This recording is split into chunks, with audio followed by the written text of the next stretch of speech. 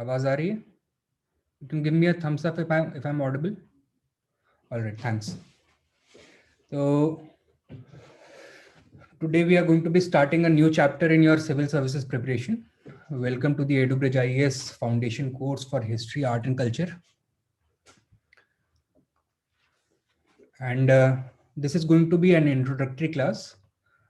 So let me just share my screen and tell you what we are going to be talking about today. Right. I hope my screen is visible.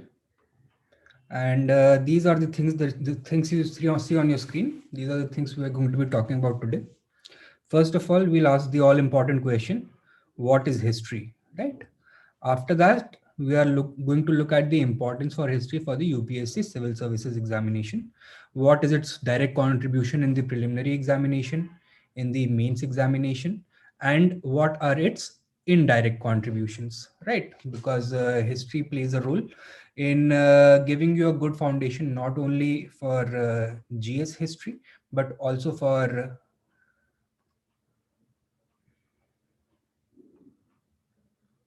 sorry, yeah,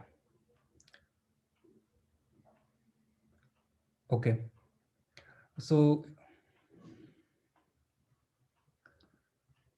yeah, as I was saying, history is very important not only for your GS history portion, but also for other social studies, right? And then we are going to be looking at the various components of your history, art, and culture. This we are going to be covering in broad strokes. And after this, finally, we are going to give you a breakdown of the syllabus that you have for your pre as well as your mains. We are going to be breaking it down into portions that how we are going to cover this, right? So this is going to be more like a lecture plan.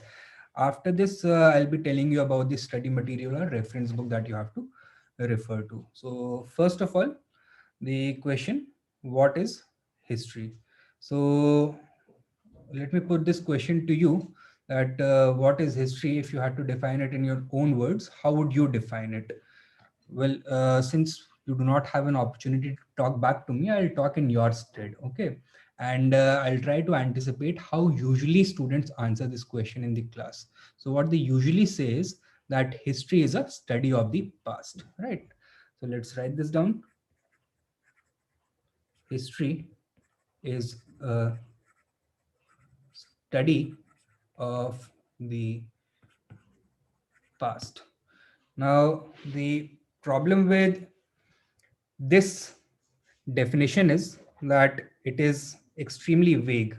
First of all, we do not know which past we are referring to, because as you might be aware, if we are talking about the past, then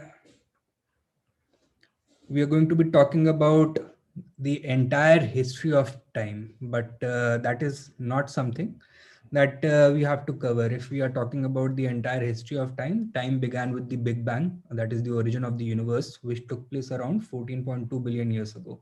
The formation of the Earth's crust started taking place around 4.6 billion years ago. The geological time scale is divided into four eras: the Precambrian, Paleozoic, Mesozoic, and Cenozoic. The Cenozoic era is divided into two periods, the Tertiary and the Quaternary. It was in the Quaternary period, which is further divided into the Pleistocene and the Holocene epochs, that human beings first started to appear.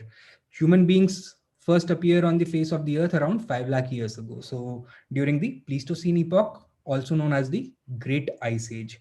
And finally, after that comes the Holocene epoch, that is the present day, right?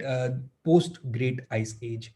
So history is not simply a study of the past, it is a study of the human events of the past.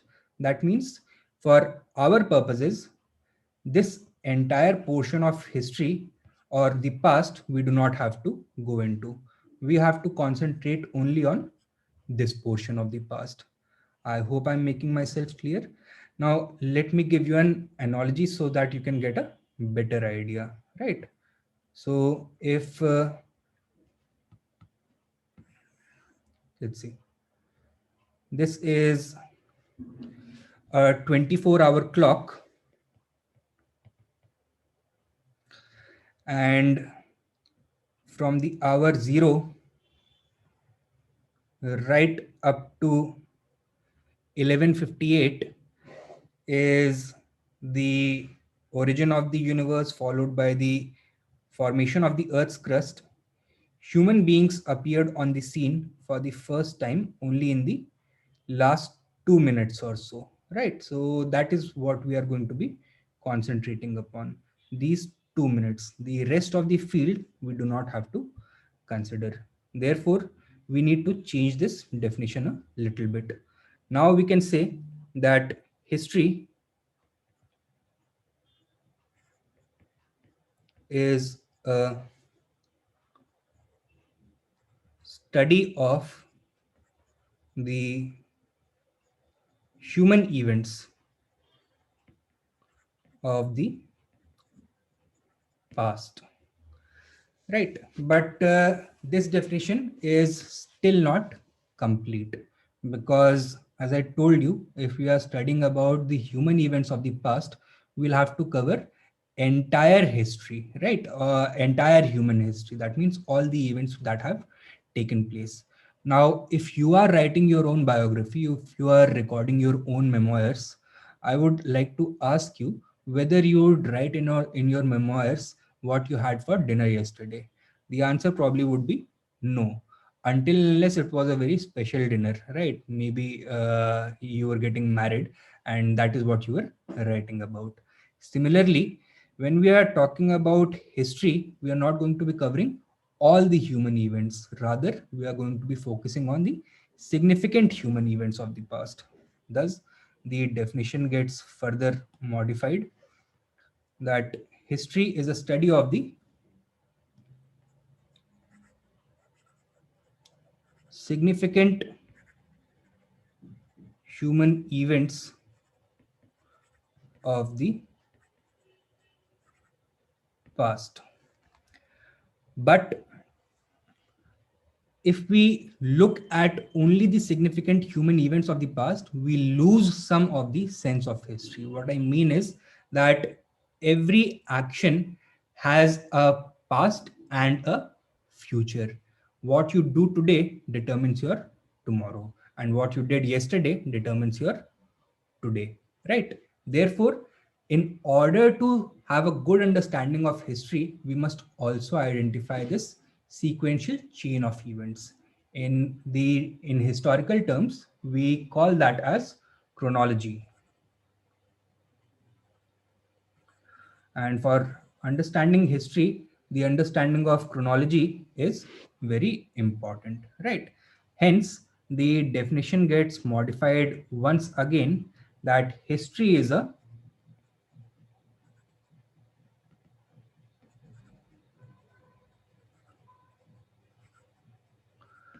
chronological study of the significant human events of the past, right? I hope this much everybody has been able to follow. And now I want you to take some things down. So first of all, you can take this down, this portion, that history, art and culture, what we are going to be talking about. What is history? Importance of history for the UPSC Civil Services examination. Components of GS history, art and culture syllabus. Breakdown of the syllabus and lecture plan. And finally, the study material or reference book. So this is like an index of what we'll be covering today. And then you can give this heading, what is history? Right? And then I'll be giving you certain dictation. You can note it down in your uh, notebooks, right? So first heading, what is history? You can give this definition. History is a history is a chronological study chronological study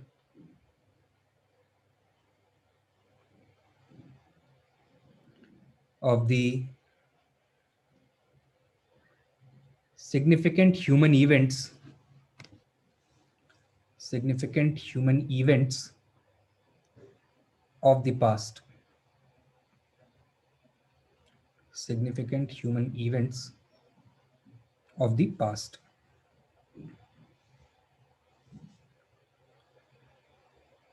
Right. So in the next paragraph, you can write down the evolution of the Earth's crust, the evolution of the Earth's crust can be divided into, can be divided into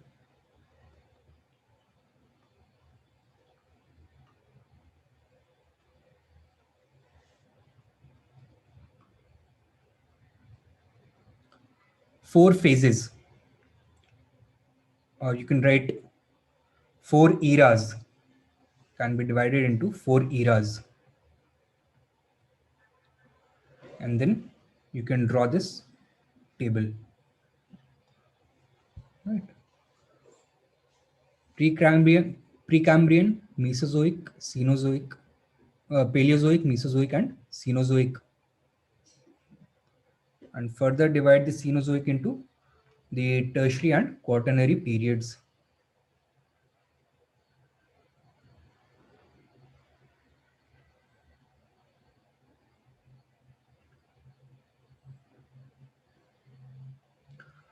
Right. And the quaternary period can be divided into the Pleistocene and Holocene epochs. Pleistocene and Holocene epochs.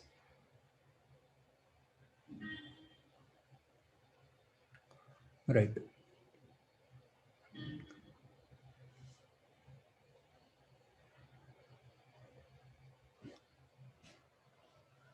You can write human beings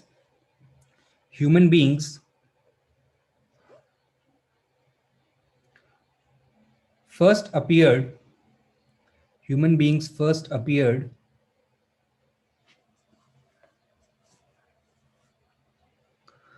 around 5 lakh years ago. Around 5 lakh years ago.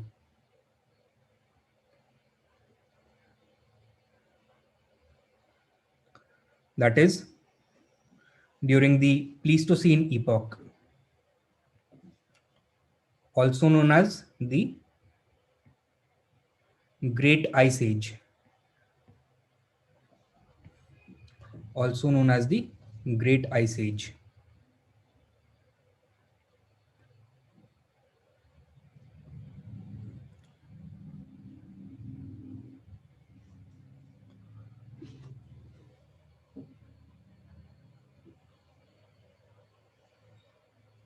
Also known as the Great Ice Age.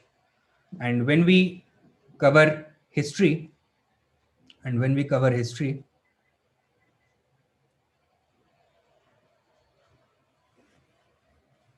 we will look at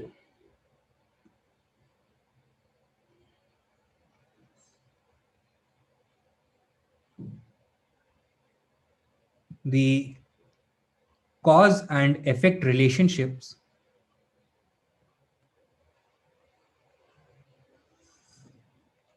between significant human events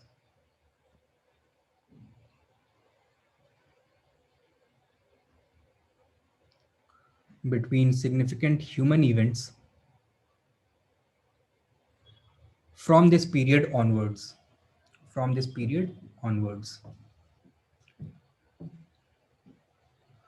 Right. Now, apart from this, there is another definition of history that is quite popular. This was given by a very famous historian known as E.H. Carr.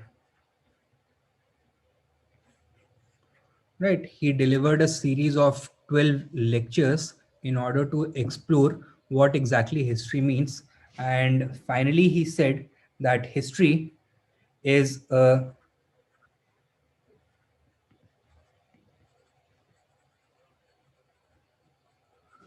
conversation between the past and the present.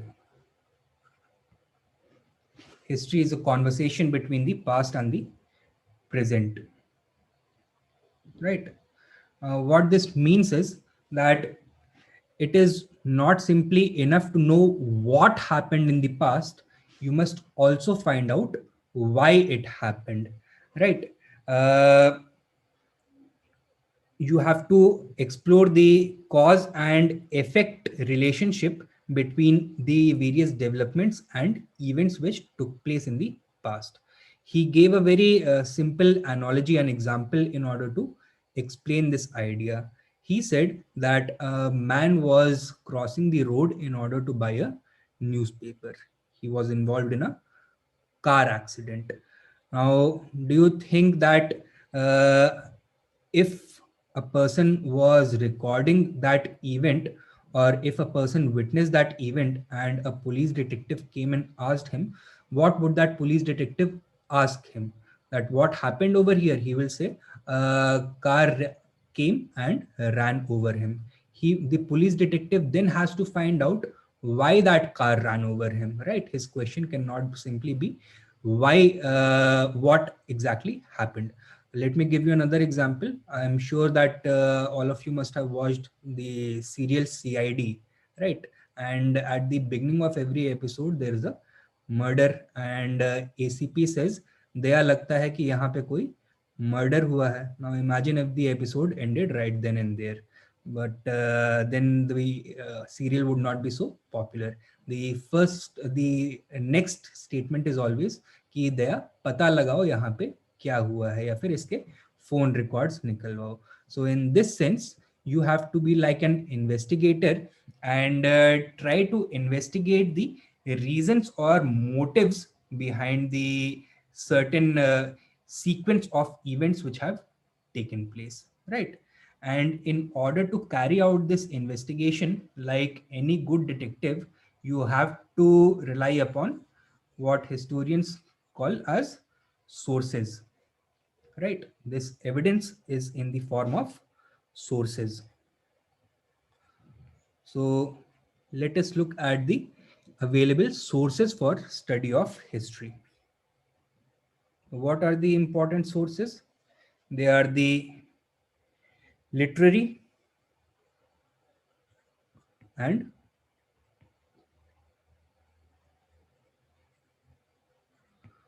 archaeological sources, right? So what are the literary sources? These are written records or text records, or which record the events as they took place.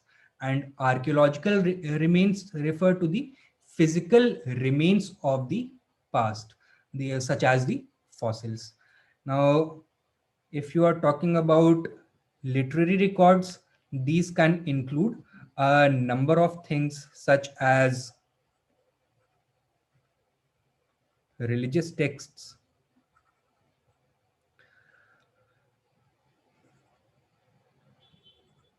chronicles or records kept by officials, right? Accounts of travelers,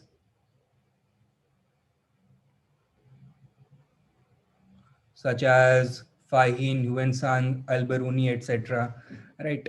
Then you can have some literary works such as plays or dramas, epics, poetry, and let's say mm,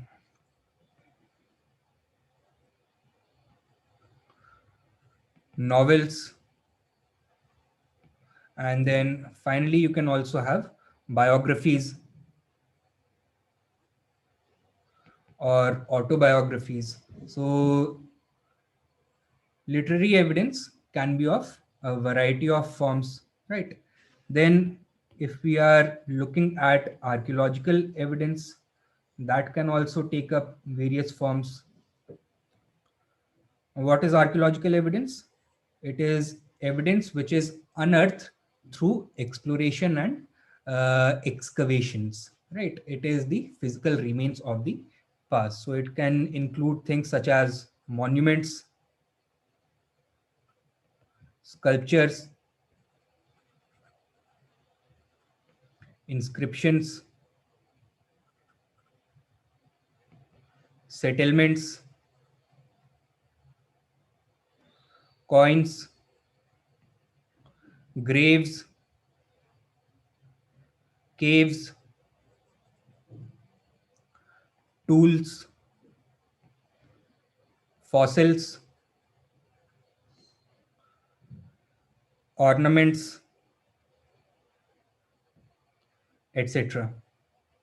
Right. So anything which is obtained through exploration or excavation is known as archaeological evidence. Right. And on the basis of this, historians have divided our past into three different categories. Right.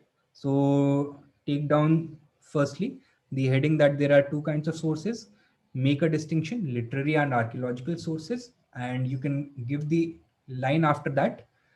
On the basis of availability of sources, on the basis of availability of sources,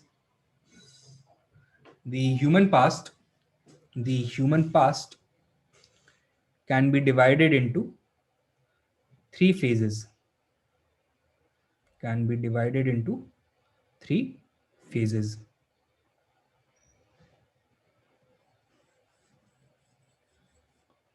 Right. And what are these three phases?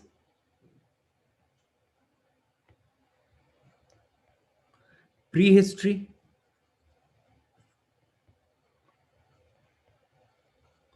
proto-history, and the third is historical phase.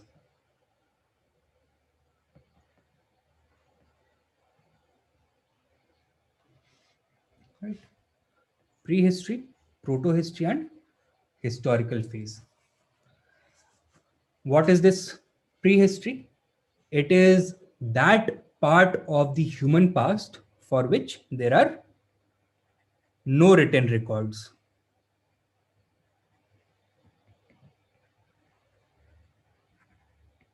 Why?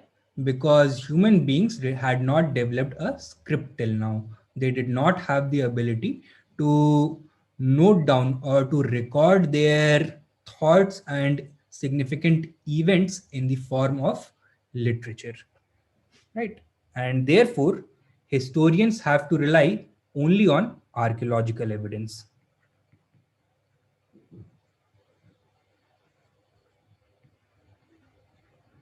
Right? Acha. Next, if you have to give an example of prehistory, that would include the Stone Ages. Right? Or the prehistoric past, when human beings were living in a very primitive mode of life. Next comes the proto-historical phase. What is this? That part of the past for which written records exist,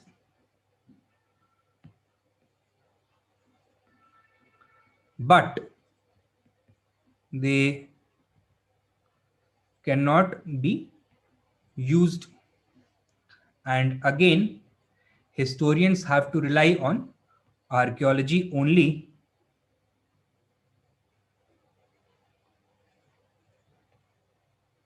in order to recreate the past. Now, you might be wondering, how is this possible that written records exist but they cannot be used? It may be that historians are not able to read what has been written. For example, if you talk about the Indus Valley civilization or the Harappan civilization, we know that the Harappans knew how to write. They have left behind a number of inscriptions on seals, on signboards, on pottery, etc. However, we do not know how to read this. Why? Because their script has not yet been deciphered, right? So if written records exist, but they cannot be used for recreating history, from a historical point of view, they are of lesser significance. And the historians again have to rely only on the physical remains of that bygone age in order to recreate the conditions back then. And finally comes the historical phase of life. This is that part of the past for which both written records, which are contemporary and can be read, as well as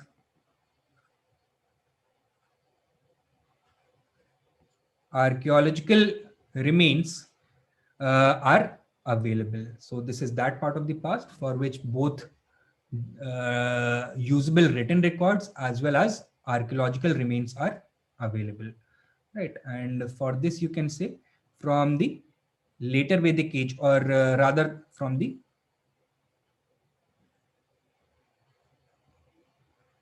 Mahajanpada period onwards.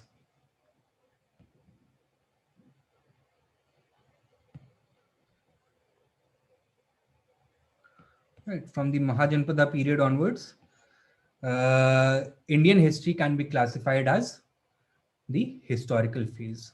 Before the Mahajanpada period, from the Harappan civilization up to the Vedic age, it was the proto-historic, and before that, it was the prehistoric part of the past. So I hope this is clear. You can write this down. And now you have already taken down one line that on the basis of availability of sources, the human past can be divided into three phases. Give these three phases, make a table: prehistory, proto-history, and historical phase. And under prehistory, you can write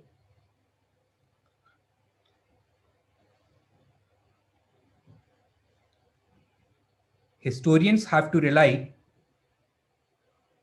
historians have to rely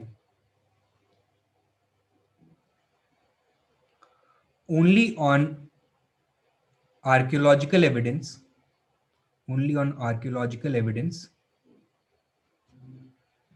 because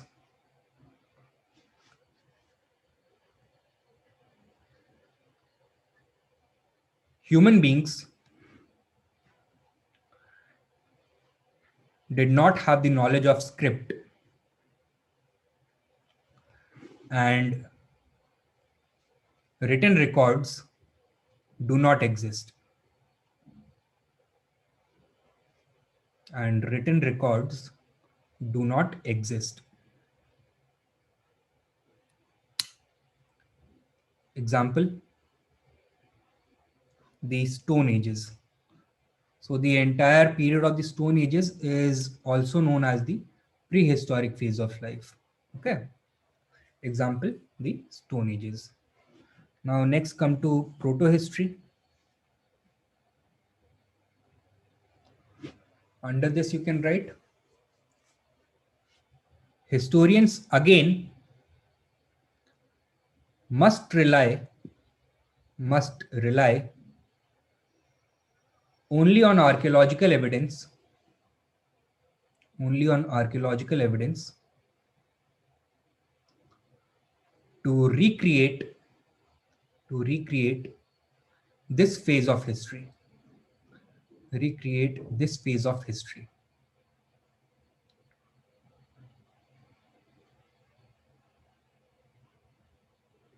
Because while written records exist, while written records exist, comma, the script has not been deciphered yet. The script has not been deciphered yet. Example, the Indus Valley civilization. Example, the Indus Valley civilization. And thirdly, the historical phase.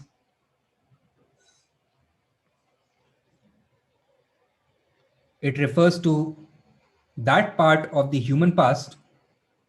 It refers to that part of the human past for which both usable literary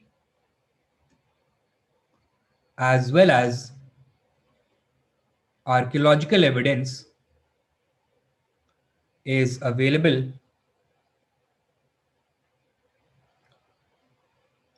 for which both literary as well as archaeological evidence is available to historians for recreating the past for recreating the past.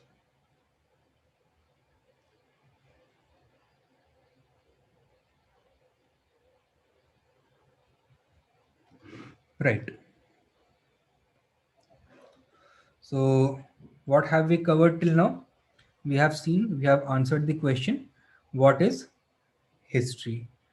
So what is history? What do you understand by history? Firstly, it is a chronological study of the significant human events of the past.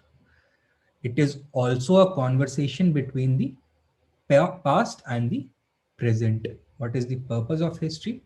So that it can give you a better understanding of how we are, where we are, how we got here, and it can also give you certain insights into the future.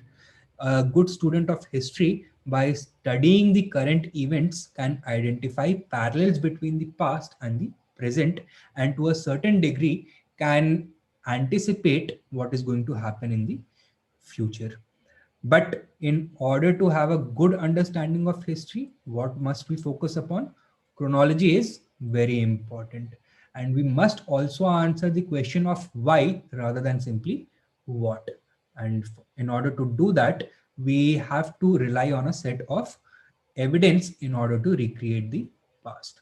There are two major kinds of evidence, that is the written records or the literary evidence, and the archaeological evidence or the physical remains of the past.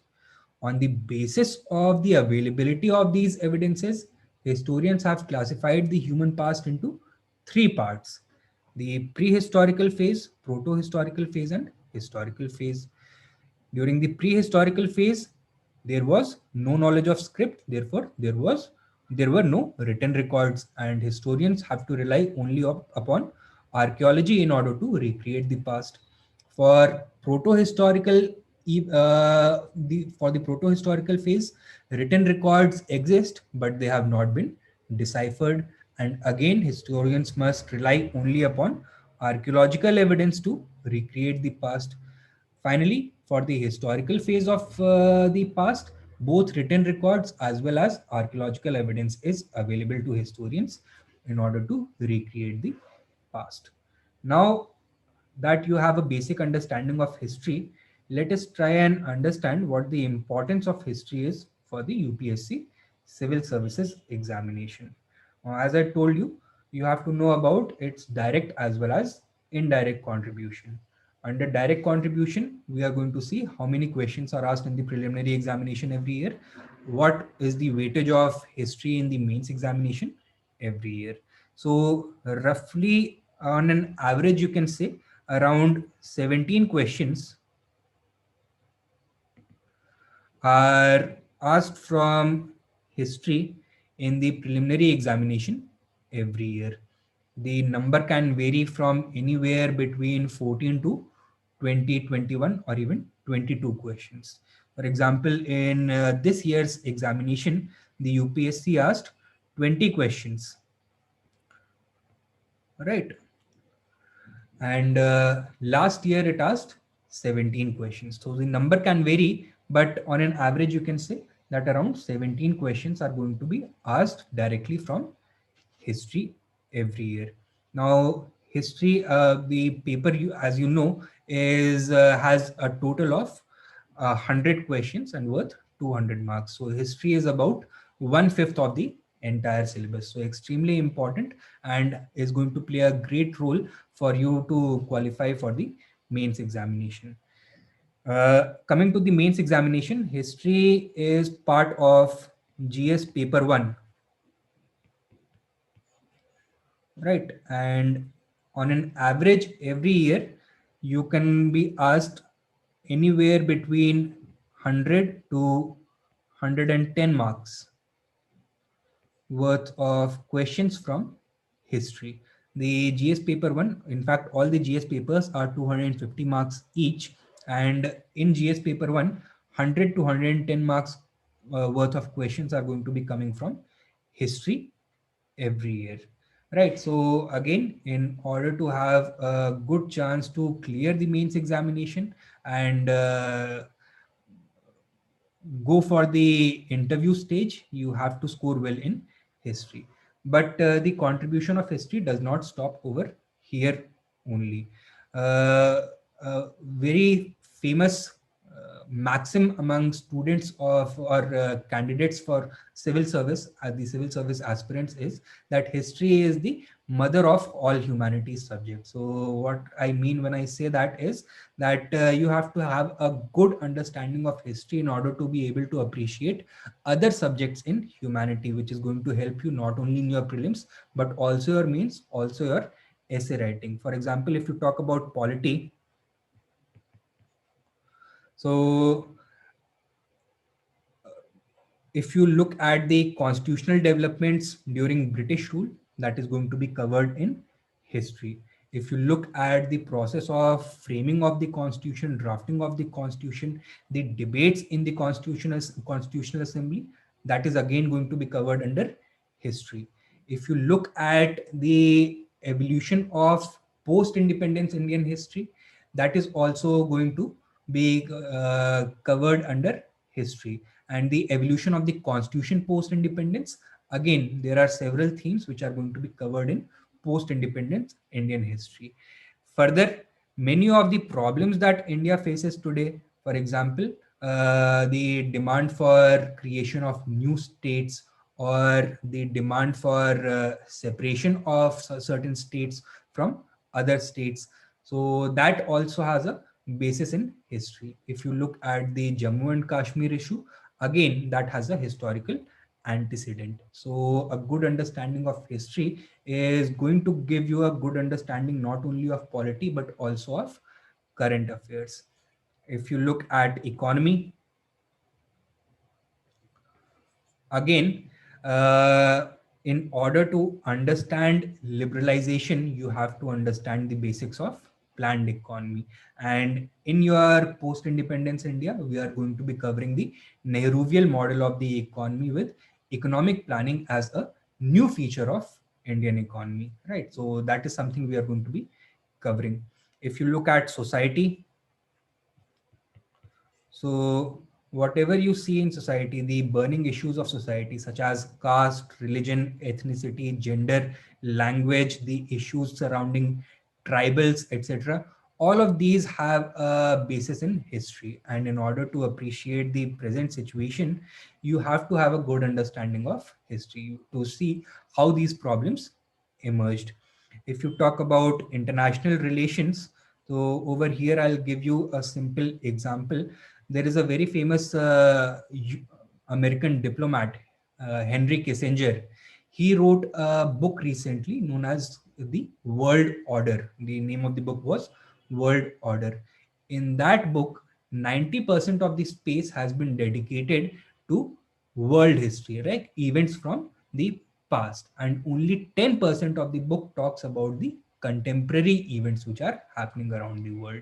So this gives you an idea that in order to understand international relations, you must have a good understanding of how the contemporary events of the world came into existence, how various problems arose, and what steps did we take in the past to resolve these problems. And in order to have a good understanding of international relations, a good understanding of world history is equally important, right? And thus a good foundation in history is essential for a good grasp over the other subjects.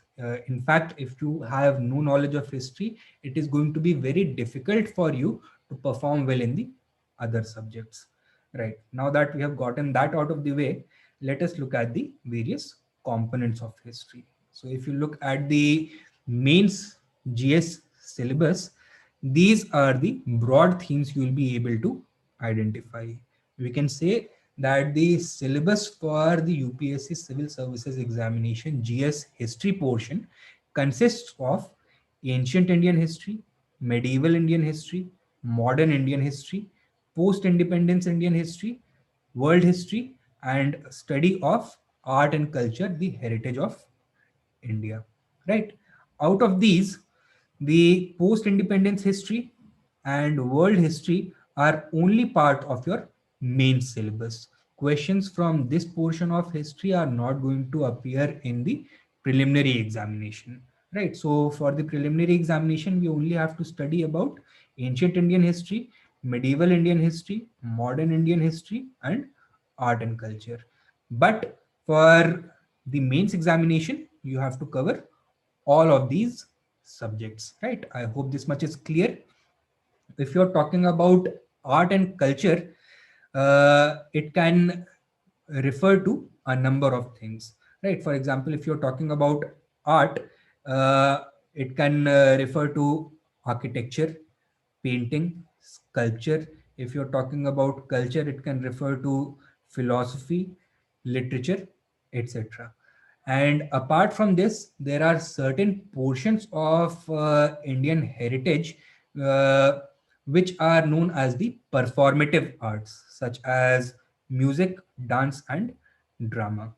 Now, because we will be covering this first portion, the non-performative section of art and culture in our notes along with ancient and medieval history, I'll not be giving you separate notes for them. But you can rest assured whatever is of importance from these topics will be covered along with your ancient and medieval Indian history portions. These are the topics we are not going to be covering with ancient and medieval history. And for this, I'll be providing you separate notes and we'll be covering this separately in the class. That is the performative sections, music, dance, and drama, because there is no good way to weave it into the study of ancient and medieval history. Therefore, we'll be covering them separately. All right. Right. Now that we have covered the various components of history, let us break down the syllabus in order to better understand how we are going to cover it. Right. So first things first, there is ancient history. Under ancient history, the ancient past can be divided into a number of themes, such as the Stone Ages, Harappan civilization, Vedic age, Mahajanpat period and the rise of Magad, Jainism and Buddhism, the Mauryan age, the post-Mauryan age, Gupta age, and the age of Harshvardhan. Right. Now, let us look at the Stone Ages.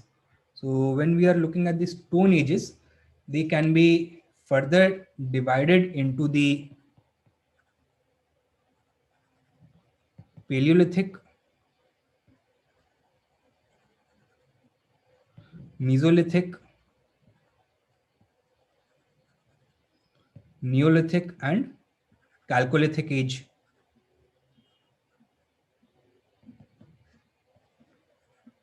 Right. Paleo means old and lith means stone. So, Paleolithic age means old stone age. It has further been divided into the upper Paleolithic age, the middle Paleolithic age, and the lower Paleolithic age. Meso means middle, so it is the middle Stone Age. Neo means new, so it is the new Stone Age. And Chalco means copper. So during the Chalcolithic age, human beings first started using metals, specifically copper, along with stone tools, right? So this is the copper Stone Age, right? So these are the major divisions between the different Stone Ages or the prehistoric age. Now, what are the things that we are going to be concentrating upon when we read about the Stone Ages? First, we are going to be looking at the geographical distribution of human beings during this age. So we are going to be looking at the geographical extent. We are also going to learn about what they ate, how they survived, right? So we are going to be looking at the subsistence pattern.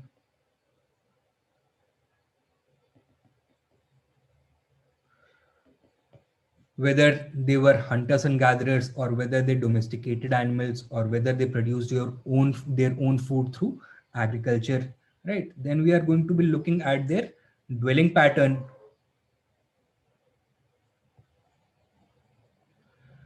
That means whether they lived in natural surroundings such as rocks and cave shelters, or did they build artificial houses such as mud huts, or did they have mud bricks, etc., burned bricks. So these are the kinds of things we are going to be considering when we are looking at their dwelling pattern.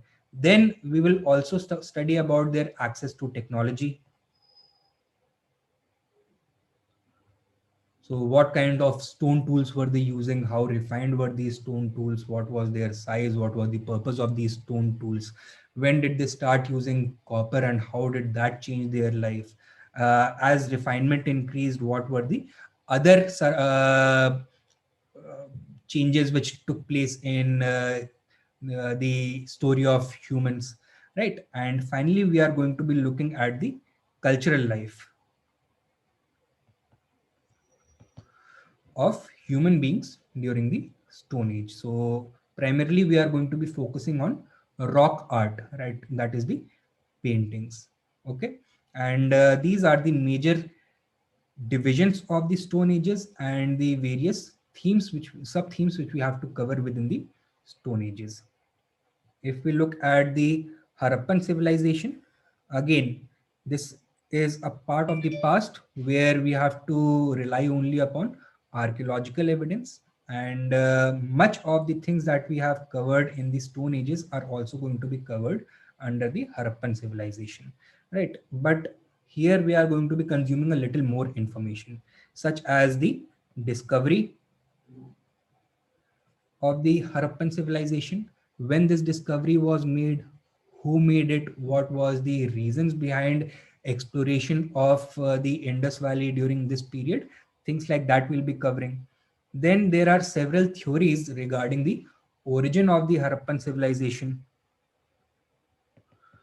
We'll be covering that as well, the various theories of origin. Then we are going to be looking at the geographical extent and the important sites of the Harappan civilization.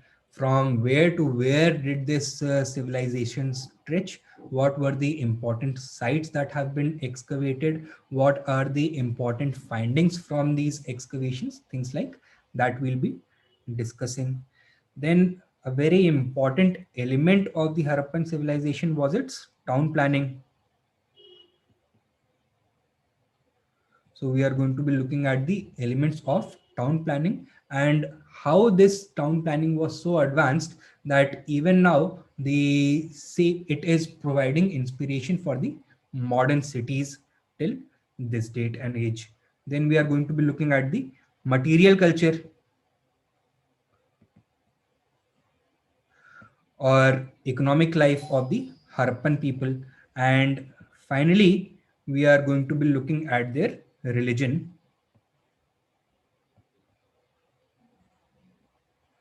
and society, right? So these are the things we'll be covering when we look at the Harappan civilization. Similarly, for the Vedic age, now first of all, let me clarify that Vedic age we have to cover in two phases: the early Vedic age, also known as the Rig Vedic age, and then the later Vedic age. Right. Now, this distinction has been made upon the availability of sources for studying this period. During the early Vedic period, that is from around 1500 to 1000 BC, only the Rig Veda had been compiled out of the four Vedas. During the later Vedic age, the other three Vedas and the remainder of the Vedic literature, such as the Upanishads, the Brahmanas, the Aranyakas, they were all compiled, they were all composed. So These period in which the later Vedic texts were composed are known as the later Vedic age. And when we study the Vedic period, what we are going to do is we are going to compare how things changed between the early and the later Vedic age. So we are going to be comparing the transition of life from early to later Vedic age. Under these following heads, we are going to see how the sources were different, how the geography was different. That means the region where the early Vedic Aryans settled was different than the region where the later Vedic Aryans spread to. Right? We are going to be looking at that also. Then we are going to be looking at the changes in occupation. For example, during the early Vedic age, most of the Vedic Aryans were uh, pastoral nomads, like they domesticated animals. And during the later Vedic age, what did they do? They started practicing agriculture. So there was a shift in occupation. Then there were upstream and downstream changes in occupation as well. We are going to be talking about those as well. The political organization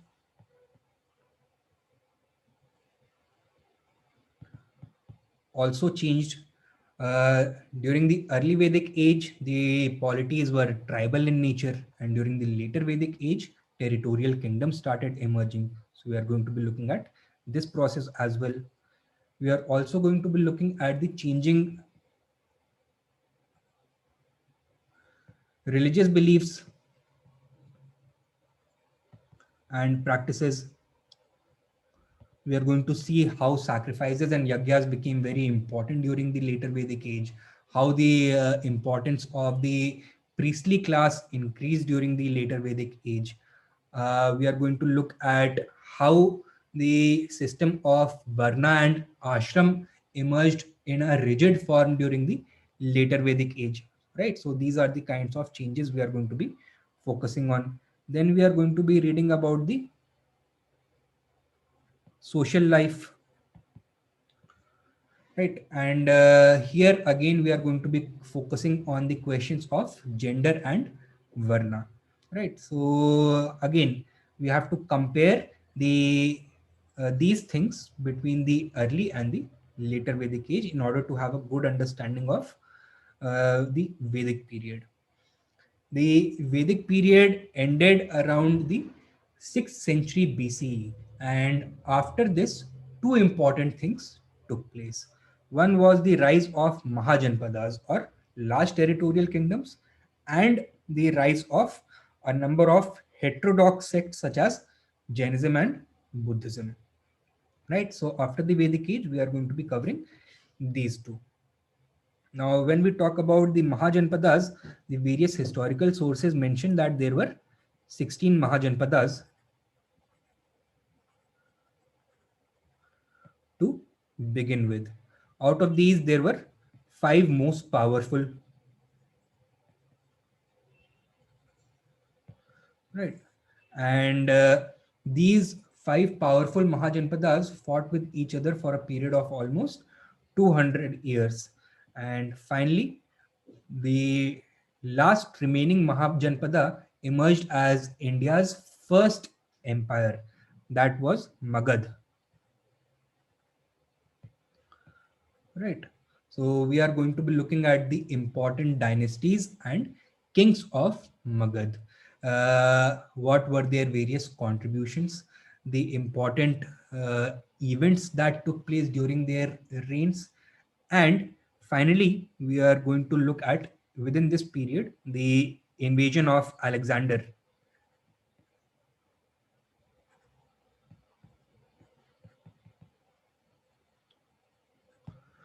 Right. So Alexander invaded India in 324 BCE, and he brought with him certain historians who have chronicled his invasion. So this gives us an idea about the conditions in India during that period. So we'll be covering this as well. Under Jainism and Buddhism, what we have to talk about is the origins or the reasons behind the emergence of Jainism and Buddhism. We have to know about a few personal details about the founders. We must learn about the teachings and philosophy of Jainism and Buddhism. Then we are going to learn about their contribution to art and literature. We are going to learn about how these religions evolved. For example, various sects emerged within these religions. We are going to be looking at the process of this evolution, the emergence of these sects. And finally, we are going to look at the reasons for decline, especially of Buddhism, because Jainism from the very beginning did not have too many followers, and even now it does not have a lot of followers. But Buddhism was extremely popular at one stage of Indian history, but after that it suddenly disappeared from India, even though it continued to succeed in other parts of Asia and Southeast Asia. Right? We are going to be looking at the reasons for the decline of Buddhism in India. So this is what we need to cover under Jainism and Buddhism. Right. After this, we are going to be covering the Mauryan age. So again, first of all, the important kings and events during their reign, such as Bindusar, Chandragupta Maurya, Ashoka, etc. Right. Then we are going to give special focus to Ashoka, especially on in two respects. First of all, his edicts. So he has left a number of inscriptions and on which royal orders have been inscribed.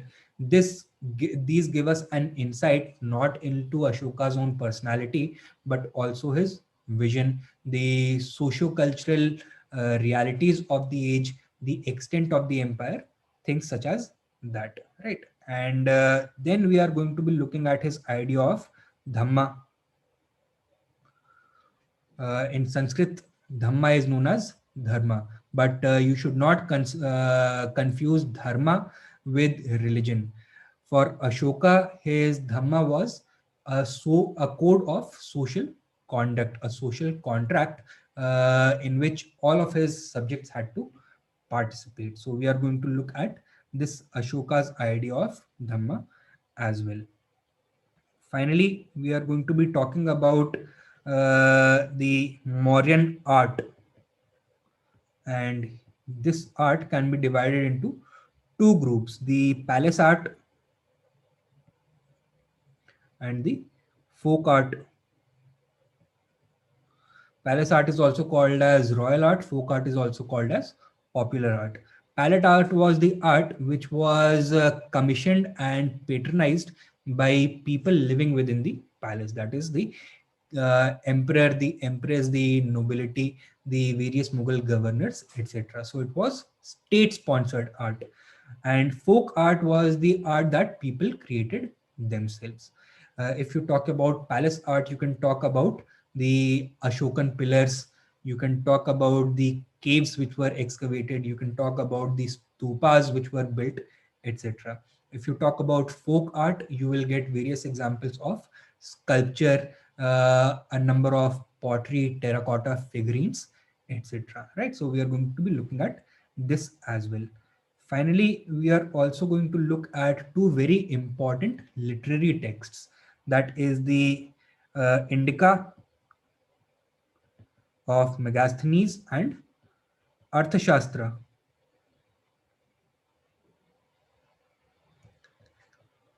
of Kautilya. And through this, we are going to get an understanding of Mauryan society, Mauryan religion, and Mauryan administration, right? So these are the important things which we have to cover within the Mauryan age. Now coming to the post-Mauryan period, earlier this period in history was referred to by the British historians as a dark age of Indian history. But new historical research has shown that there was nothing dark about this dark age, so-called dark age. So first things first, four foreign ruling groups established their empire in various parts of India throughout this post-Mauryan age. So we are going to be looking at these four foreign groups,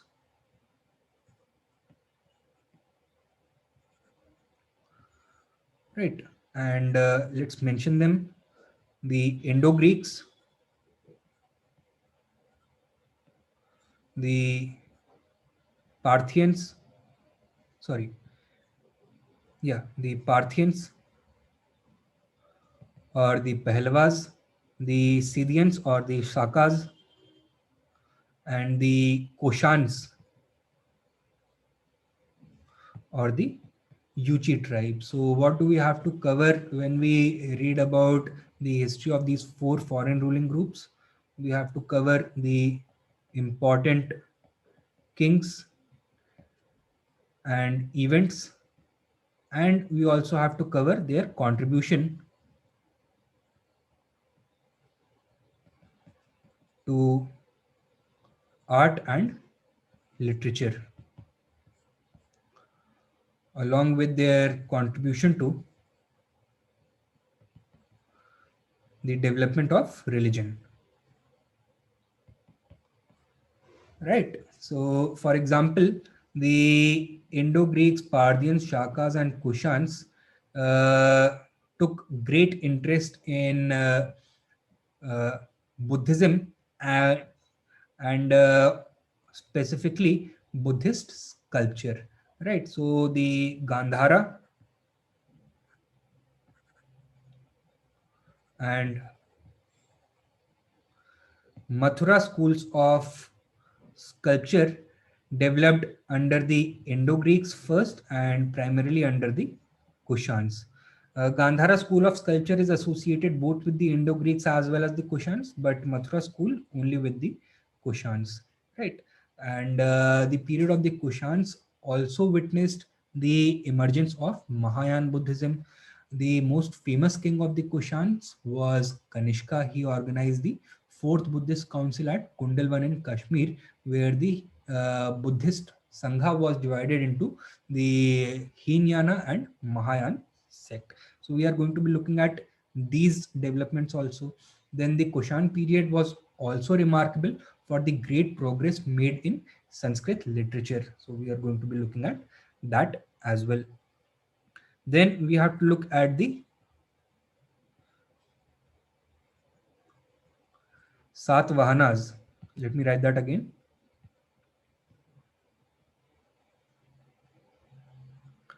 Satvahanas, also known as the Andhras. Now, they established their dominance over the Deccan region after the decline of the Mauryas. Again, we have to read about the important kings and contribution to art and literature during the Satvahana period. The Satvahana period witnessed the emergence of a new kind of sculpture known as the Amravati School of Sculpture. Right. So, through reading about post-Mauryan history, we will be covering these three important schools of sculpture as well. Right. Apart from the Satvahanas, we also need to learn about the Sangam age and society. So the word Sangam means confluence. Confluence is usually a term associated with a place where two or more rivers converge, right? They meet. But in this case, it refers to a poetic assembly which is said to have taken place sometime during the 6th or 7th century in the deep south, in the Tamil region, in the Pandyan kingdom of Madurai. And here a number of poets congregated and created the initial Tamil literature, including Tamil grammar, a number of drama and poetry, a number of epics and legends, right? And this literature is very useful for understanding the society of the Sangam period. So through study of this literature, we are going to be getting a better understanding of conditions in the deep south between the 3rd century BCE and the 3rd century CE, right? And here we have to cover the important literary works. So short notes on these important literary works and the society of the Tamil speaking region of the deep south during this period. So we are going to be looking at this. And finally, under post-Mauryan period, we have to cover Indo-Roman trade. So this was a period when the Roman Empire was at its peak, and the Indian political powers were also very uh, prosperous. They also had control over the Silk Route between India and Rome, and a number of goods were traded between Rome and India. India exported a number of goods such as processed silk, uh, te- cotton textile, spices, ivory, sandalwood, perfumes, etc. And we have to learn about, firstly, the uh, important routes and ports, important items of trade,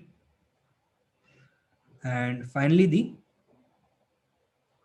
sources for learning about this Indo-Roman link during the post-Mauryan period. So how do we know about this? The archaeological as well as the literary sources, right? So this is what we have to cover within the post-Mauryan age.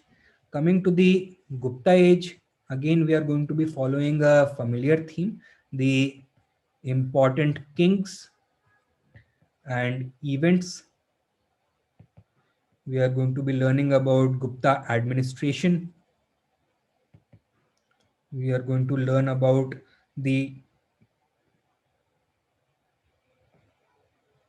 contribution to the art and literature, with specific importance being given to Sanskrit literature.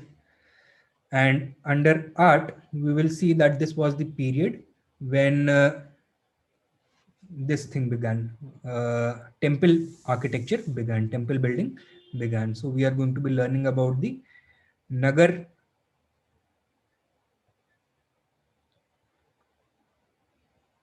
Dravidian, and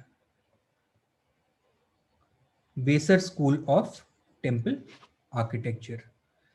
Finally, when we are looking at the age of Harshvardhan, so Harshvardhan is known as the last great ancient king, and here we are going to be covering the sources which are available to study Harshvardhan's period, the process through which.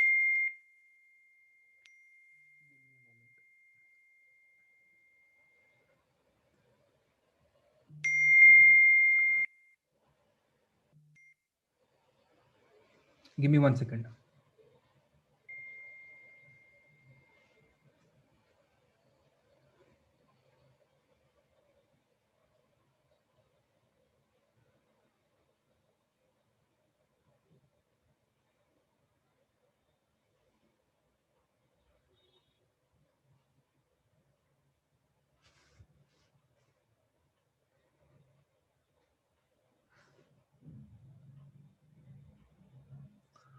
Right.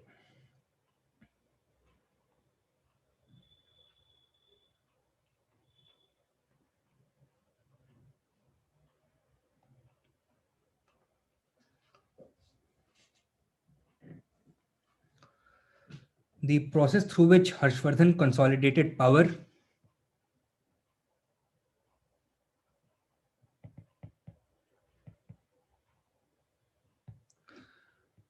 the administrative setup,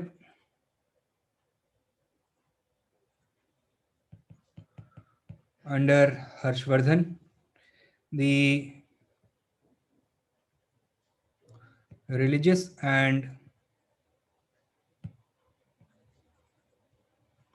cultural contributions made by Harshvardhan, and finally the records left by the Chinese traveler Huan-Sang. Right, so these are the things we have to cover under Harshvardhan. And this is a brief overview of the things that we are going to be covering during the ancient Indian history. Right, now coming to medieval Indian history, this period can be broadly divided into three phases: the early medieval age, the period of the Delhi Sultanate, and the period of the Mughal Empire. But apart from this, we also have to cover a few other themes. Right, so the early medieval age between the 8th to the 12th centuries. What is important to learn over here is the tripartite struggle among the Rashtrakutas of the Deccan, the Palas of Eastern India, and the Gurjar Pratihars of Western India. This process took place over a period of 200 years, and by the end, there was no clear winner. Right, and what this did was it robbed India of any strong central authority, and this allowed the Islamic invaders to be very successful in India. Then, after the tripartite struggle, we have to learn about the Rajput period,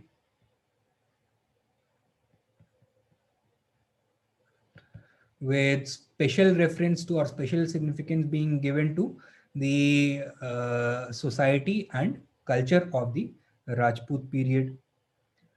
Then, we are going to be learning about the Arab invasion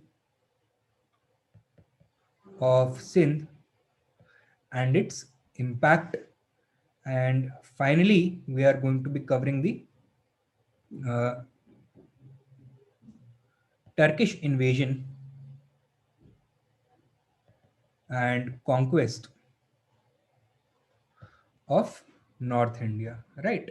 So the Arab invasion of Sindh took place in the early 8th century, and almost 300 years later, the Turkish invasions of India began from the 10th century onwards. And finally, in 1192, the Second Battle of Tarain took place, and Prithviraj Chauhan was defeated by Muhammad Ghori, and this led to the emergence of a new state in northern India known as the Delhi Sultanate. Right, and this is going to be the second thing we will cover under the Delhi, under medieval India, the Delhi Sultanate. Firstly, we are going to be talking about the five dynasties. Then we are going to be talking about the important kings and events which took place during their reign. So here we are going to be talking about Qutbuddin Aibak, Iltutmish, Balban,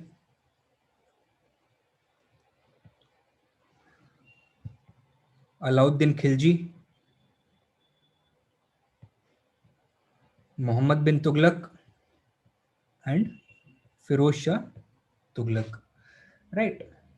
We are also going to be focusing on the development of administration, both central and provincial administration, revenue administration, the portfolio system, the ICTA system. These are the things we are going to be focusing on, and on literary evidence. especially the Tariq-e-Firuz Shahi of Ziauddin Barni. Right, so these are the things we will be focusing upon.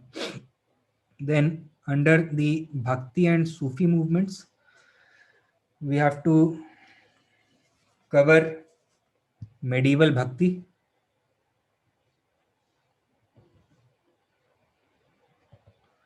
which can be categorized as Nirguna or Shagun Bhakti, right? Nirguna Bhakti is worship of a formless, nameless, and genderless God. He is also timeless, all powerful, right? So, no belief in idol worship.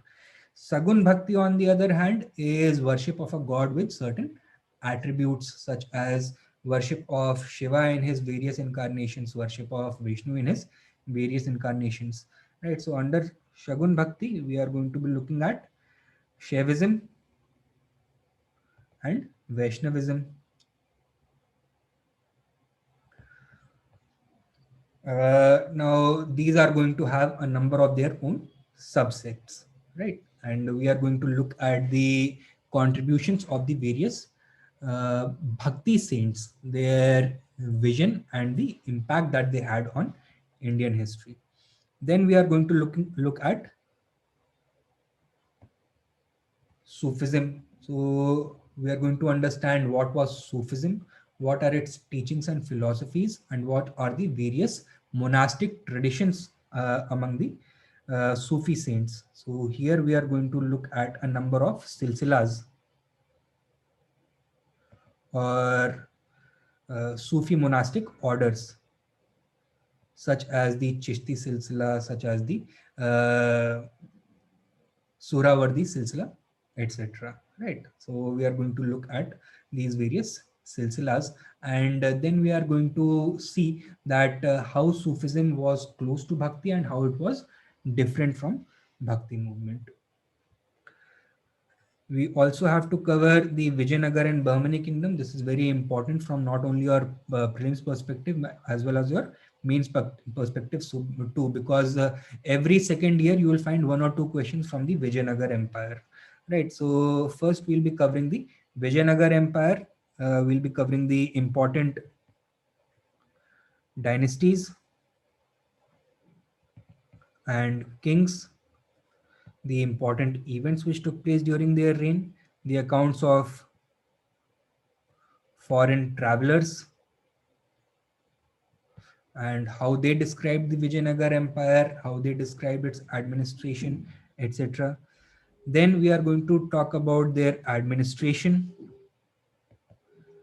And finally, we are going to give special attention to Krishna Dev Raya, not only as an administrator or a general, but also as a patron of art and literature, right?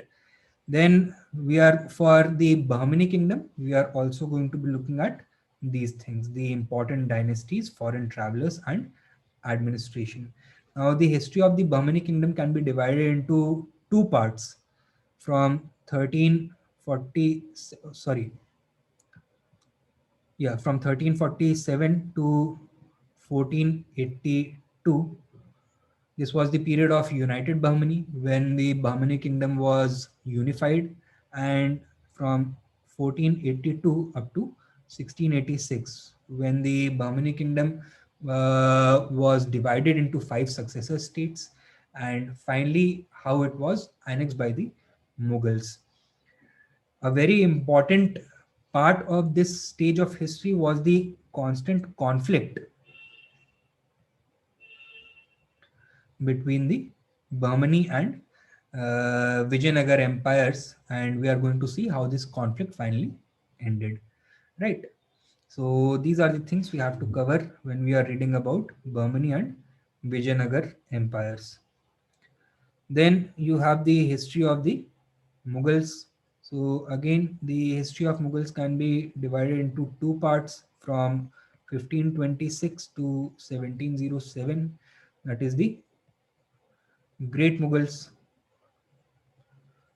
That means from Babur's period up to Aurangzeb's period, and then from 1707 up to 1857, from Bahadur Shah the first to Bahadur Shah Zafar.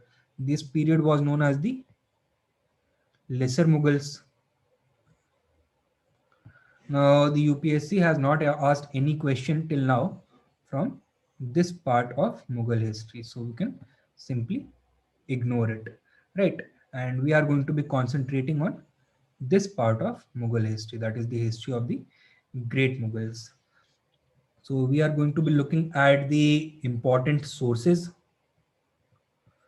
Many of these Mughal emperors took their or recorded their own biographies, maintained their own journals, etc. Then there were a number of court historians who managed not only personal records about the deeds of the emperor, but also important statistical information about the various departments or economic activities taking place in the state. So we are going to look at that, and that is going to give us a better idea of Mughal administration. When we are talking about administration, we have to give special focus to Akbar, because he built a number of the institutions which the Mughal Empire was famous for, such as the revenue administration, the Mansabdari system, etc. Then Akbar was also very popular because of his religious policy. So here there are two important things: the idea of Sulh-e-Kul. This was his doctrine of peaceful coexistence and religious tolerance, and the Deen-e-Ilahi, a syncretic creed which was started by Akbar. So we have to cover this as well, right? So these are the important themes which we have to cover within Mughal history. Then finally, we are going to be covering the evolution of Indo-Islamic art. So here we are going to be covering both the architecture of the Sultanate period as well as the Mughal period. What we are going to be focusing upon is, first of all, evolution, how things were different in the Sultanate period and what changed in the Mughal period. So first, we are going to look at the concepts. So what kind of buildings did the emperors or sultans used to build? Then we are going to look at the building material. Did they use marble? Did they use red sandstone, yellow sandstone, or gray sandstone? Did they use bricks, or did they use rubble from previously destroyed buildings? Things like that we'll be covering. Then we are going to look at the ornamentation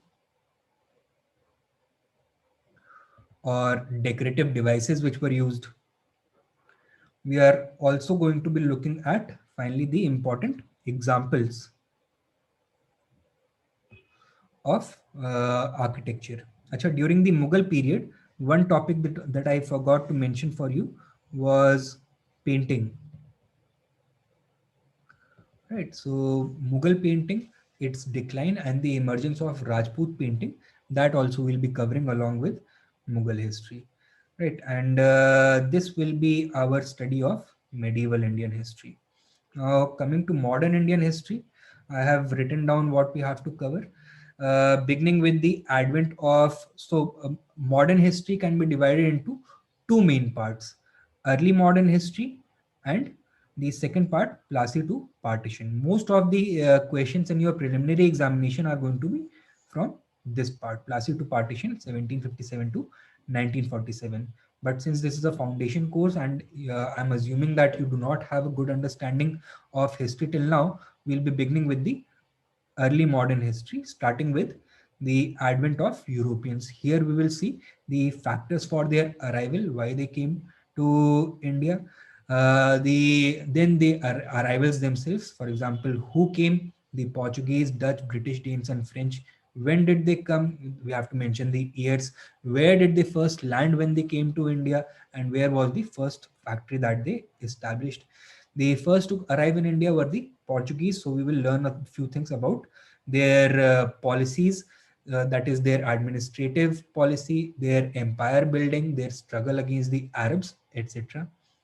Then, uh, after they were able to dislodge the Arabs from the Indian Ocean trade, a number of other European powers came along, such as the Dutch and the British. And in the 17th century, a tripartite conflict or a triangular conflict took place between the Portuguese, Dutch, and British. We are going to see how this was resolved. The Portuguese were not able to form an empire in India, even though they had an early advantage. We are going to investigate the reasons for the Portuguese failure. And finally, we are going to see what was the impact that the Portuguese left on Indian history, how they contributed to the development of Indian culture, Indian architecture, Indian cuisine, Indian society, etc. So we are going to be looking at that. Then the second theme in early Indian history is early modern history is a glimpse into 18th century India. Here we have to cover two specific issues. One was the decline of the Mughal Empire, and we are going to be looking at the causes for this. And the second was the rise of regional kingdoms. So there were three classes of kingdoms which emerged in the middle of the 18th century. One were known as the successor states. These were those states which at one point of time used to be part of the Mughal Empire. In fact, they were the erstwhile provinces. So Mughal provinces were known as subas. So these subas, they tried to assert their, and they were successful in asserting their own autonomy. So they remained within the overall umbrella of the Mughal Empire, but their rulers acted as independent sovereign kings. Then there were a number of rebel states, such as the Marathas, who created their empire by defying the authority of the Mughals. We are going to be looking at such states as well. And then there were independent kingdoms, such as Mysore and Rajputs, where the events were such that it did not make much of a difference what was happening in the Mughal Empire, right? So we are going to be looking at these two important sub themes, that is the decline of the Mughal Empire and rise of regional kingdoms during the 18th century. Now, another important process began in the 18th century, that was the beginning of British ascendancy. And this process took place through two events, that is the Anglo-French Wars between 1746 to 1763, and the conquest of Bengal from 1757 to 1765.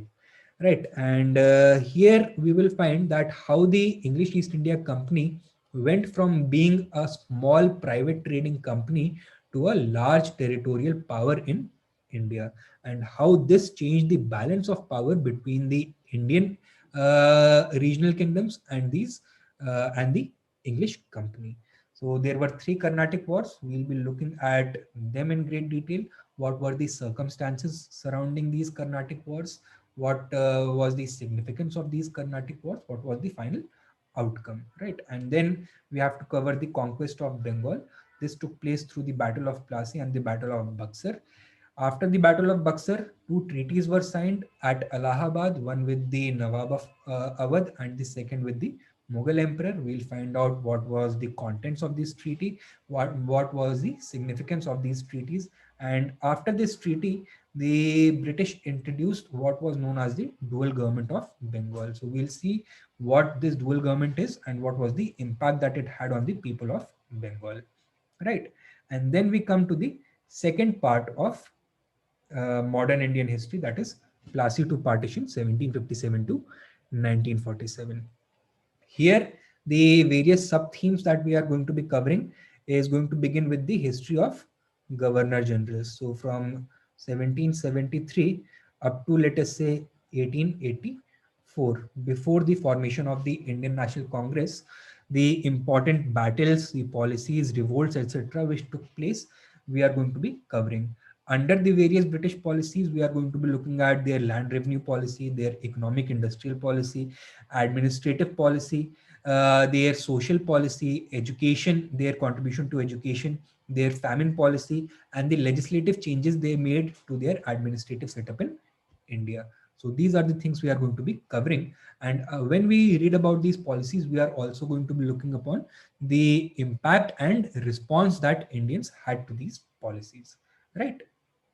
Acha. The second theme in Plassey to partition we are going to cover is the socio-religious reform movements. Here we are going to be covering four I's. What are these four I's? First, what were the various socio-religious issues of the 19th century which needed reform?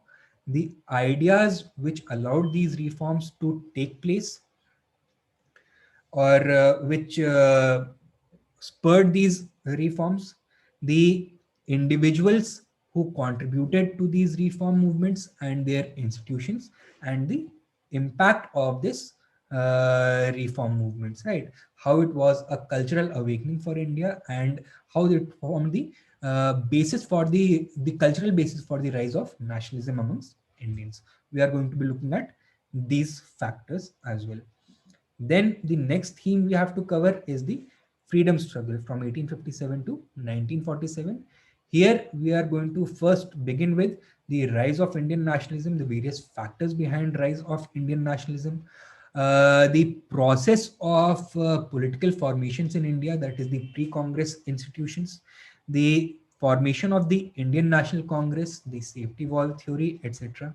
Then various phases of Congress politics, such as the moderate politics, extremist politics, the age of revolutionaries, the Gandhian phase, and the socialist phase. Here we are going to see the nature of the movement during these phases, the objectives and outcomes, how they were effective and where they failed. We will examine the weaknesses as well as the achievements, right? And then we have to also concentrate upon the different voices within the national movement, because not only was the Congress trying to liberate India from the British rule, but at the same time a number of different sections were raising their own specific demands, right? So here we are going to be looking at the voice of women, tribals, peasants, Dalits, and the minority question. It is here that we are going to learn about the rise of communalism and the effect that it had on Indian history, how it finally led to partition, right? So along with freedom came partition, and that is when modern Indian history ends. And after that, post-independence Indian history begins. Under post-independence India, we are going to look at the merger of princely states. Now, if you don't know, then the princely states had to be integrated into the Indian Union by the by VP Menon and Sardar Vallabhbhai Patel after independence. And we are going to look at the problems, the issues that they were facing. And here we are going to look at specifically three different cases which were most problematic: Jammu and Kashmir, Junagadh, and Hyderabad. So these were the three problem states, and we are going to see what Sardar Patel did over here. Then after partition, a number of refugees had streamed into India. They were facing a number of issues. They had gone through a Holocaust, a very traumatic period in their past. They had to be resettled and rehabilitated. So we are going to see how this process was undertaken. Then the issue of national language became very important during the constitutional debates. We are going to see how this issue was resolved. Then India had to conduct its first direct elections in 1951-52, after the first parliament, the Constituent Assembly, was dissolved, right? And we are going to see the challenges that were faced and how these were overcome. The integration of tribals remains a very important issue till date, and we are going to see the early beginnings of how this process of resolution was attempted under Pandit Nehru. Then again, land reforms in certain parts of India has been successfully done, and in other parts of India, the process has not been very successful. So we are going to look at not only the efforts of the government, but also of other leaders such as Acharya Vinoba Bhave. Right. And finally, states reorganization on a linguistic basis, or linguistic reorganization of states. So in 1956, the Andhra was the first state to be created on a linguistic basis, but this process took place after a very painful struggle between the center and the states, right? And we are going to be looking at the issues which had arisen over here as well. Apart from this, in post-independence India, there are a few minor issues such as economic planning, the beginning of economic planning, and Nehruvian foreign policy. So apart from these 7 topics, I'll be giving you certain notes on that as well. Now, the final part of our history syllabus is going to be world history. Here, we have to begin with Renaissance and Reformation. Now, keep in mind that Renaissance and Reformation is not formally part of your syllabus, but in order to better appreciate world history, you should have a basic idea of the beginning of modernity in Europe that began with Renaissance and Reformation. The first topic in the syllabus that we have to cover is industrial revolution, its impact on economy as well as on the society as well as on global politics. The French Revolution, and similarly, we are going to be studying its impact all around the world. The American Revolution, that is the American War of Independence, the American Constitution, formation of the American Constitution, Bill of Rights, etc. We'll be covering over here. Now, during the American Revolution and in the American Constitution, the issue of slavery was not addressed, right? So it remained unaddressed, and African Americans could be owned as slaves. Now, this issue was resolved about 100 years later through the American Civil War, 1861 to 1865. So we are going to be looking at the circumstances surrounding or the background of the American Civil War, the contributions of Lincoln, and finally, we are going to be looking at the aftermath or significance of this American Civil War. So American history we are going to be covering in one go itself. Then the 18th century witnessed the scramble for Africa and division of Africa among the various parties of or the various powers of Europe. So we are going to look at the colonization of Asia as well as Africa. The 19th century, the 18th century also witnessed the emergence of nationalism, and the 19th century witnessed the process of national unification of Italy and Germany, right, which also spurred nationalist movements in other countries of Europe. So we are going to look at that process. Then we have to come to the First World War, the causes for the First World War and its aftermath. Within the while the First World War was going on, the Bolshevik Revolution took place in Russia and a communist government was formed. So we are going to be covering the emergence of socialism and communism and the impact of the Bolshevik Revolution, the policies of Lenin, etc. under this heading itself. Then after the First World War, a few important events took place, such as the peace treaty at Paris, the Treaty of Versailles, what were its shortcomings and what was the final outcome of this Treaty of Versailles. The League of Nations was created, so we are going to look at its achievements and shortcomings again. The interwar period also witnessed the Great Depression, and in response to that, Franklin D. Roosevelt of the United States came out with the New Deal. So we'll be covering that as well. The interwar period also witnessed the rise of Nazism and fascism in Germany and Italy, respectively. So we'll be covering that through the rise of totalitarianism in Europe. We'll look at the factors behind this and the impact. Then we are going to cover the Second World War, the circumstances surrounding the Second World War, the causes behind the Second World War, the role that Hitler and Germany played, and finally its outcome. Right. After the Second World War, there was a great urge for maintaining world peace, and therefore the United Nations organization was created. So we have to look at the contribution of the UNO in preserving peace since its inception. However, the period after the Cold War witnessed heightened uh, conflict or heightened hostility between the communist bloc and the capitalist bloc. So two blocs had emerged with USSR and USA as their leaders. So there was a Cold War between them. So we are going to first understand what this Cold War was, the way in which it was conducted, and its impact on world history, how it shaped major world events. Part of Cold War history was the crisis in the Middle East, especially Egypt, right? So we are going to look at that as well. Then the Vietnam War, crisis in Southeast Asia, was another outcome of the Cold War. So we have to look at that as well. After the Second World War, the process of decolonization began, but there were a number of problems which were faced by the newly independent countries. So we are going to look at this process of decolonization and how this process was complicated by the Western colonial powers. Then we have to see the end of the Cold War and the fall of the USSR, the beginning of American ascendancy, and the creation of a unipolar world rather than a bipolar world.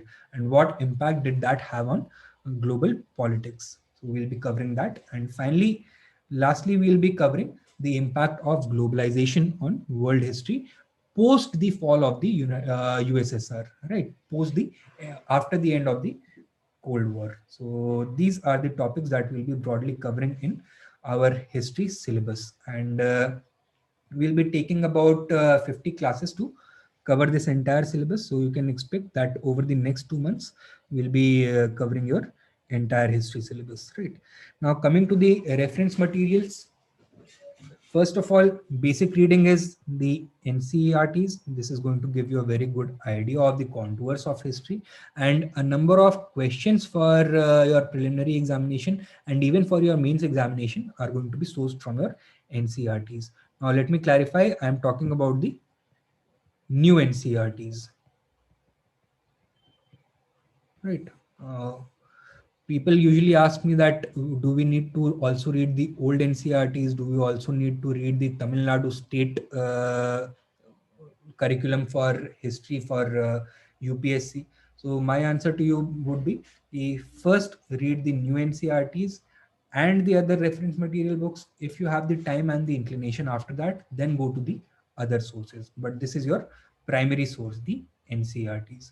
For ancient Indian history, you can read Our Ancient Pasts by R.S. Sharma. So R.S. Sharma was the author of the old NCERT, and this book, Our Ancient Pasts, is mostly going to cover all the chapters of the old NCERT, but he has also added 4 new chapters, and he has made a few changes, right? So that is what is different over here. All right. Then for medieval Indian history, I will not suggest that you read anything new. But if you do want to read something, you can also read the old NCERT. But I would not suggest it to you because very few questions are going to be asked from medieval Indian history. For modern Indian history, there are 2 sources which you can refer to. Either Plassey to Partition and After by Shekhar Bandyopadhyay or India's Struggle for Independence by Bipin Chandra. Now, what is the benefit of reading Plassey to Partition and After? First, its coverage is more. That means it covers Indian history from the from 1707 to 1947. So the entire modern history is covered. And on the other hand, in Bipin Chandra's book covers Indian history only from the revolt of 1857 up to 1947. So that is one advantage of Shekhar Bandyopadhyay. The other advantage is that if you look at the various prelims and mains questions of the last 2 or 3 years, you will get a better sense. You'll get a sense that UPSC has been using this book by Shekhar Bandyopadhyay. However, the disadvantage is that it can be a little difficult to understand for new students. So what they can do is first read the NCERTs, attend the classes, and then get a better understanding of Plassey to Partition and After. Conversely, what you can do is you can also read India's Struggle for Independence after reading the NCERTs, right? Acha. For world history, there are 2 books. First is the Arjun Dev's book. He wrote this book along with his wife Indra Arjun Dev. It is available in the market. It is nothing but the old NCERT of world history, right? So class 9 NCERT, class 9 old NCERT covered this world history, and this has been compiled into a new book. It is available.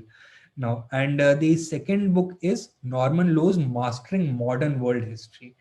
What is the difference is that Arjun Dev's book is going to cover many of the topics which the UPSC usually asks about, such as the Suez Crisis, Arab nationalism, oil imperialism, etc. Norman Lowe's book is going to cover modern world history from the First World War onward. So before, for the period before the First World War, you have to refer to Arjun Dev's book. For art and culture, Nitin Singhania's book is considered staple, but I do not find it a very good source for civil services examination. But because everybody reads it, you also must do the same, right? The advantage of Nitin Singhania's book is that you get a lot of information in a concentrated, easily digestible form. However, you do not get a good sense of the development of culture. For that, what most students usually overlook is the NIOS material, both the secondary as well as the senior secondary material. So you must cover this as well.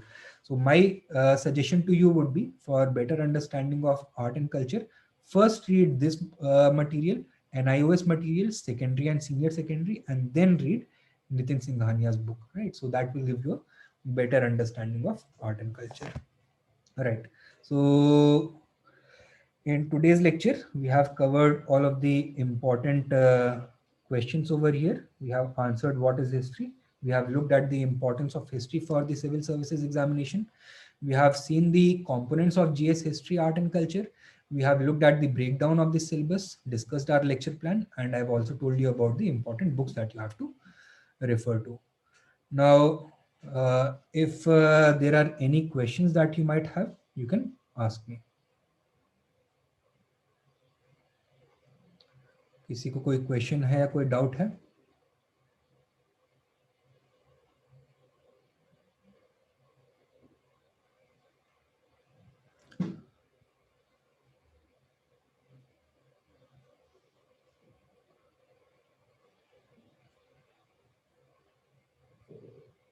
अच्छा,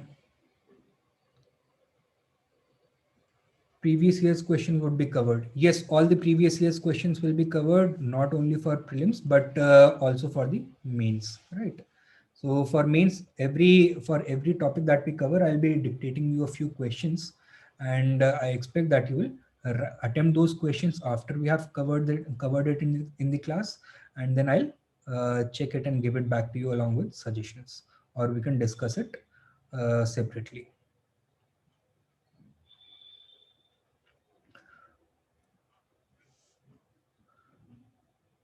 Right. Now, from tomorrow onwards, we are going to be beginning with modern Indian history, because modern history is the most important part of your syllabus from the exam point of view. Roughly 60% of your prelims questions are going to be from modern history. Also in the mains examination, about 40% are going to be from modern history and post-independence India.